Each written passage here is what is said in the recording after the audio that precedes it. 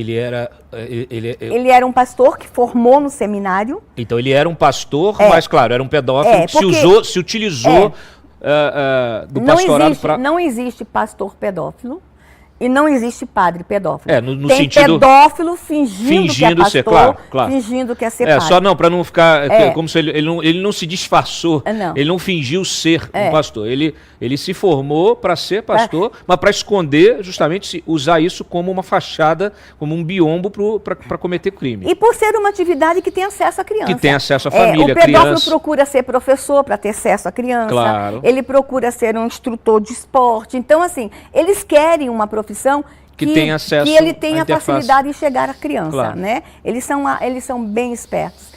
E este homem foi morar na minha casa. E por 2 anos ele me estuprou. Qual era a sua idade? Eu tinha 6 anos quando tudo começou. E aí, Cláudio, eu já falei muito sobre essa história. Eu só tinha 6 anos. Eu era uma menina linda, evangélica, do cabelo comprido, e apaixonada por Jesus. E ele me estupra de uma forma violenta. Era um homem que eu amava, porque ele era um pastor, ele falava de amor em cima do púlpito com meu pai. E tanto que quando estava acontecendo o ato, eu não sabia o que era aquilo. Claro. A memória do primeiro momento, que quando me vem a memória de cheiro, sangue, dor e medo. E às vezes eu lembro do rosto dele em cima de mim, aquele rosto suado em cima de mim. E eu não sabia o que fazer, eu não sabia se eu tinha que deixar.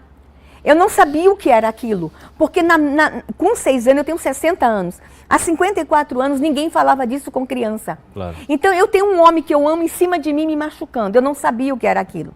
Mas depois que ele me estuprou a primeira vez, ele podia ter saído do quarto e me deixado lá, ensanguentada, mas ele me coloca no colo, olha para mim e diz para mim que eu sou culpada. Ele disse para mim que eu era suja, imunda, pecadora e que eu tinha tentado ele. Naquele momento, ele não machuca só meu corpo. Ele tira de mim o que eu tinha de mais precioso, porque eu amava Jesus. Eu era cristã. E eu aprendi na igreja que um dia eu ia morar no céu com Jesus. Mas para morar no céu com Jesus, eu não podia ser pecadora. Então, naquele momento, ele tira de mim o céu. Claro. Ele tira de mim o sonho mais lindo de uma menina cristã, que é o céu. É isso que eles fazem, Cláudio. Eles tiram sonhos. Eles interrompem o futuro. Eles destroem a alma. A pedofilia, Cláudio, ela não encerra no ato. Ela começa no ato. E ela é para a vida inteira. Então, por 2 anos, eu fiquei refém dele. Porque eu era suja, imunda e pecadora que tentei um pastor. E ele dizia para mim, se você falar para o seu pai, eu vou matar seu pai. Então eu era culpada de tudo. Eu era culpada do abuso, eu era pecadora e eu seria culpada da morte de meu pai. Era muito peso para uma criança. Para uma criança de 6 anos. Ele foi cruel comigo. E por eu ter ficado refém do medo, ele continuou os abusos. Eu virei uma presa muito fácil. Ele olhava para mim e eu sabia o que ele estava pensando. E meus pais iam dormir. Ele abusava de mim com meus pais dormindo. E hoje eu fico olhando para trás. Hoje eu falo com mais clareza porque meus pais estão mortos. Para que ninguém ache que meus pais foram negligentes. Os meus pais simplesmente não tinham orientação alguma. Sim.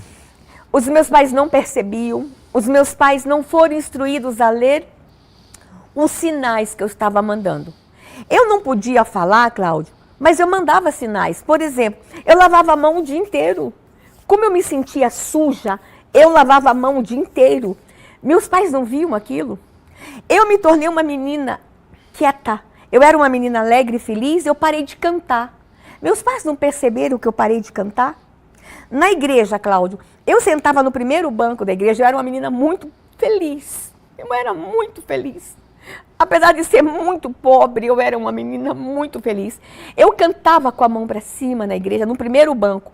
Eu passei a sentar no segundo banco e ninguém viu. Eu passei a sentar no meio da igreja, eu não cantava mais. Ninguém na minha igreja percebeu os sinais que eu estava mandando. E eu te falo uma coisa, Cláudio, se uma única pessoa tivesse lido o sinal e me abraçado e dito para mim que eu não era culpada, teria interrompido um ciclo de dor e sofrimento. E engraçado, Cláudio, que na minha igreja a gente tem a Santa Ceia, que é a comunhão, que os diáconos e diaconisas vão lá e servem o pão e o vinho. Os diáconos vinham servir o pão e eu olhava nos olhos deles. Eu pedia socorro. E ninguém lia os meus olhos. Ninguém lia. Foi tanta dor. Esse homem sumiu quando eu tinha 8 anos. E sabe por que ele sumiu? Porque meu pai descobriu. Os meus pais descobriram. E aí foi um escândalo, imagina, né? Aí meus pais foram falar com o presidente da igreja. E a orientação que meus pais receberam do presidente da igreja foi: não converse com ela, porque é pecado falar de sexo com criança. Meu Deus. E o presidente da igreja disse para os meus pais: ó, ele vai sumir, tiraram ele da Bahia, ele foi mandado para outra igreja, olha como isso é sério.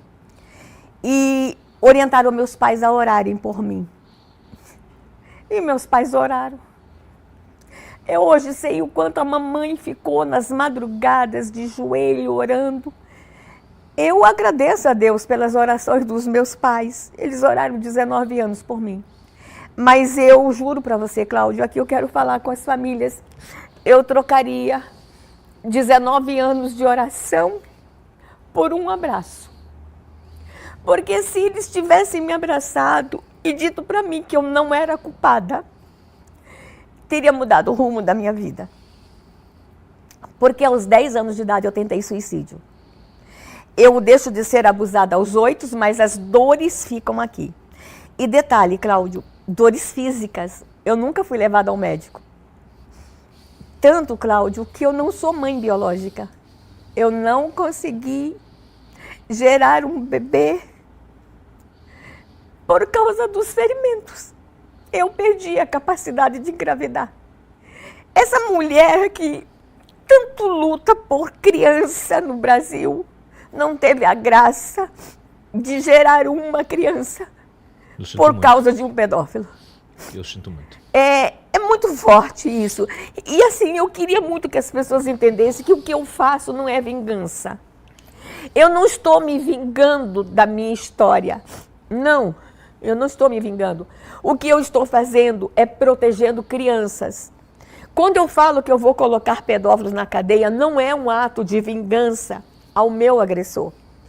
Quando eu falo que eu vou colocar pedófilos na cadeia, é que eu não quero que nenhuma menina daqui 60 anos esteja sentado nessa cadeira, contando a mesma história. O que eu quero é que nenhuma menina mais e nenhum menino, porque o estupro de menino também é muito grande no Brasil, sim, passe pelo que eu passei. Então, Cláudio, aos 10 anos, não suportando mais as dores emocionais, eu tentei suicídio. E aí eu quero falar que nós temos muitos suicidas no Brasil, muitos, que a motivação inicial foi o abuso sexual, tá? E é essa história do suicídio que eu virei também chacota no Brasil, porque... A história da goiabeira. E o que é a goiabeira? Era o meu lugar de refúgio. No fundo da casa, da minha casa, tinha um pé de goiaba. Como eu não podia chorar na frente dos meus pais, olha só, a estratégia de uma menina em desespero. Eu tinha medo de chorar e meus pais verem que eu estava chorando, claro, e descobrir e o homem matar meu pai. Então eu chegava da escola com muita dor, muito sofrimento, eu ia para o pé de goiaba e eu ficava muito tempo naquele pé de goiaba chorando. E hoje eu pergunto assim, meus pais não viam que eu gastava muito tempo no pé de goiaba? Faltou ali naquela época, meu pai estava tão ocupado, cuidando de outras vidas, cuidando de uma igreja, que ele não percebeu que tinha um pé de goiaba. E um dia, Cláudia, eu não aguentava tanta dor, porque as dores emocionais, e eu achava que Jesus não me amava mais, né? Eu peguei veneno de rato. E eu fui para o pé de goiaba decidida a morrer. E aí, gente, não é que eu queria morrer. Eu queria aliviar a dor, você entende? Claro. Esse conflito que o suicida tem, aliviar a dor. E aí, na hora que eu estava abrindo o saquinho de veneno em cima do pé de goiaba para comer, chorando muito porque eu ficava assim, Se eu morrer, papai vai ficar com saudade, mamãe vai ficar com saudade. Se eu morrer, eu não vou para o céu. Havia um conflito de emoções de uma menininha machucada. Aí quando eu estou abrindo o saquinho de veneno, e eu comecei a orar. E aí naquele momento eu tive uma visão de Jesus. E esse meu momento o Brasil precisa respeitar. Era uma menina em dor e sofrimento e com muita fé. E eu vi Jesus, e eu falei isso numa igreja, Cláudio, que eu vi Jesus no pé de goiaba. E que eu conversei com ele, que ele subiu no pé de goiaba. Ele estava lá embaixo, ele subiu e ele muda a minha vida. E eu estava falando isso numa igreja, filmaram, a Globo teve acesso a essa imagem, e a Globo colocou só assim, eu vi Jesus no pé de goiaba. Aí eu virei a louca da goiabeira. Da goiabeira. Fecha aqui em mim, porque eu...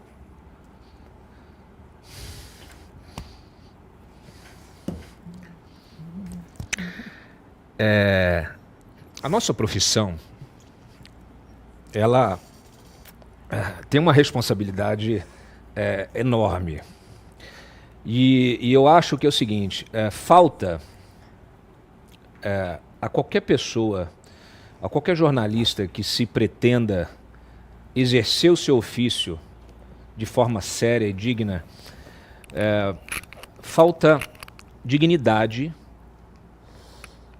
quando você se depara com uma situação como essa e você resolve fazer chacota, fazer piada.